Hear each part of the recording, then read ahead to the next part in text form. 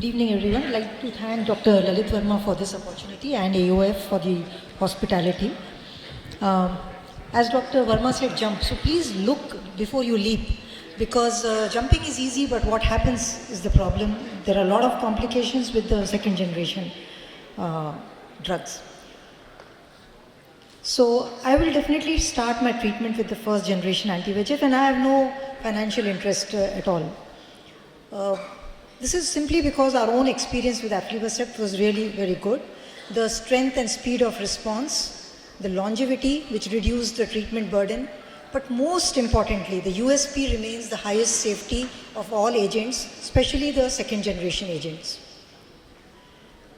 In our experience, many of our patients with PCV AMD were actually able to go off treatment on aflibercept, which was not happening with ranibizumab or Avastin. And then support program is extremely smooth and patient friendly, and the doctor does not need to get involved at all. Now, we know that aflibercept has a dual mode of action, and various studies have shown very long intervals of action. 40% go to Q16 weeks and 60% go to beyond Q12 weeks, which is also in our own experience. Now, in the first generation, ranibizumab does not work well for PCV, as was shown by the Everest trial. It is very inadequate. So from the first generation, we have aflibercept, where the Planet trial showed that it was as good as combination therapy with PDT in terms of visual outcomes as well as anatomical outcomes, in terms of polyp regression as well as polyp inactivation. It is as good as combination. Now, initially when there were only the first generation anti-VEGF agents, there was very few reports of inflammation. But this changed when brolucizumab came on the scene, and we started having an incidence of 4% of severe inflammation starting in February 2020.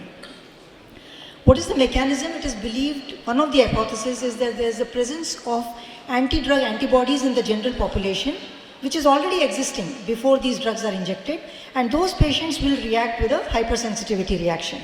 So the survey has found that anti-drug antibodies to brolucizumab is present in 20% of the population, faricimab 10% of the population, ranibizumab only 2% of the population.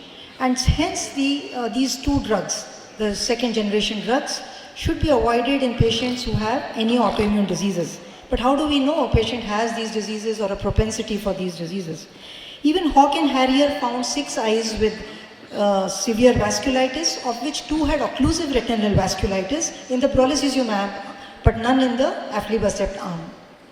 And post-hoc analysis of Hawk and Harrier found even greater incidence of inflammation, including occlusive retinal vasculitis, which is a blinding condition, in 2% of the patients. 2%.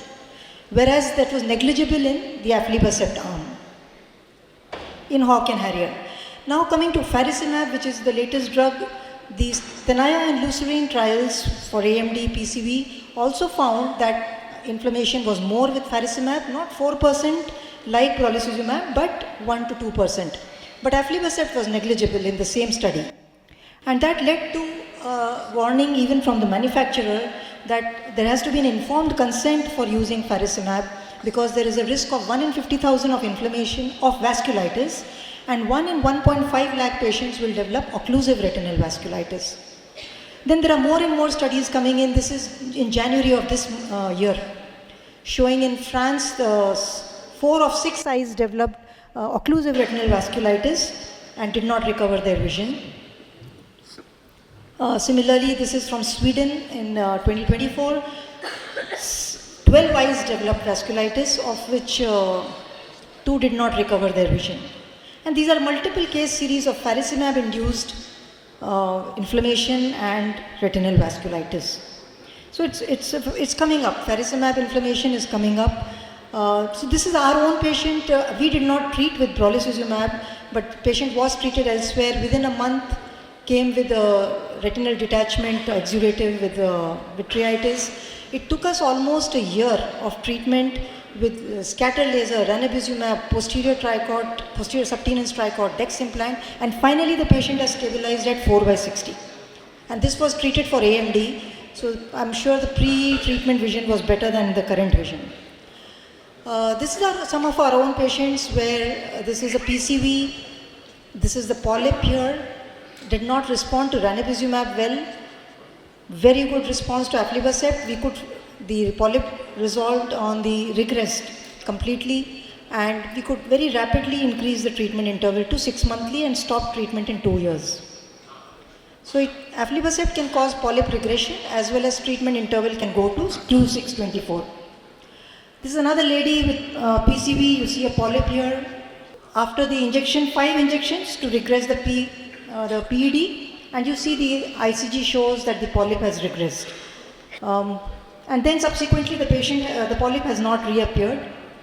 This is a patient last year January, came with massive bleeding, PED injected.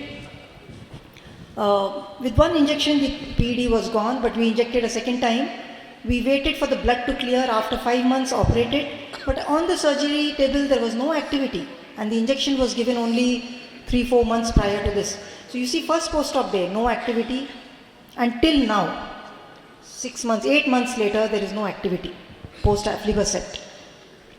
The same patient, other eye, also had a PED, hemorrhagic PED, required a few injections here and there once in 4 months for minimal activity, as you see. We did an ICG, there is a polyp in July, but minimal activity, and you see now in December there is no activity at all. So only 4 injections in 1 year, and that too sometimes treated without activity. Another patient with a PCV with macular edema, requiring injections only once in 4 months. April to August there is reactivation, August to December there is some reactivation, that's all. We've closely monitored, but it's only once in 4 months. Another patient, one eye was treated for PCV earlier, left eye we were monitoring and found in July this kind of picture. Treated once, never had activity after July, never, from July to January. So basically, as Dr. Verma said, I am a staunch supporter of aflibercept. That's primarily because of its advantages, but most importantly because of the highest safety. Otherwise, I would agree that probably faricimab and brolucizumab have greater efficacy and longevity in some cases, not all cases, but the problem is of safety, and safety is more important than efficacy. Now, we do wait for 8 mg aflibercept, and that also has been reported to have inflammation, but those cases are not as severe as with brolucizumab or with faricimab, and the vision recovers on treatment with topical steroids. Thank you. Thanks, Malika, for